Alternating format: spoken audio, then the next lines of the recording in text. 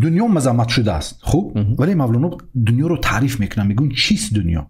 از خدا غافل شدن، نه قماش نقره و فرزند و زن. میگو این که اگر دنیا مذمت شده است، شما فکر نکنید که خانه، پول زیاد، نمیدونم یگون وظیفه داشتن، ثروت، اینها نه، اینها دنیا نیست. میگون چیست دنیا؟ از خدا غافل شدن.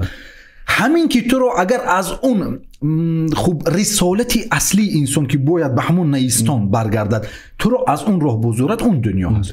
در مثنوی داریم یک اپیزودی گویم حیاتی خوب پیامبری ما رو میارن، میگن وقتی که یکی از همون صحابه ها بیمار شد، فهمیدن اومدن این رو مولانا آوردن، بعد در همون جا این چی رو میگن، اومدن پرسیدن گفتن چیکار کرده است؟ گفتن وقتی که تی اون رو فهمیدن، او خواسته بود که مثلا خودش از خدا همین چیز رو طلب کرده بود که مثلا برای من تنها اونجا بود. پیامبر گفتن این اشتباه است. ما میگیم که هم حسنات این دنیا رو، خوبی های این دنیا رو، هم اون دنیا، ما اگر اینجا رو آباد کردن نتونیم، چگونه اون طرف رو آباد میکنیم؟ انسانی که در فقر زندگی میکند، در روایت هم داریم فقر انسان رو به کفر میکشوند. وقتی که من اگر نیازهای امروزی خودم رو اینها نتوانم برآورده کردن، چرا من به امید باشم که اونجا رو اینا برآورده میکنن؟ باید اینجا رو اول آباد کنن این بزرگانمون، این کتاب ها، بعد اونجا.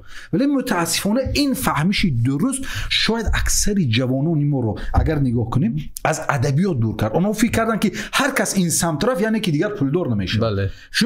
چون امروز ما همه چی رو در پول میبینیم. ولی پول بله هست، اما یکی از اون بخش های خب انسانی خوشبخت چی میشود. به این خاطر از نگاه اینا هیچ تناقضی نمیبینن مولانا در دنیا. عقبا طلبی آهی سحر باید کرد، دنیا طلبی عزم سفر باید کرد. عقبا طلبی و باز دنیا طلبی، این ناس به علم پرثمر باید کرد.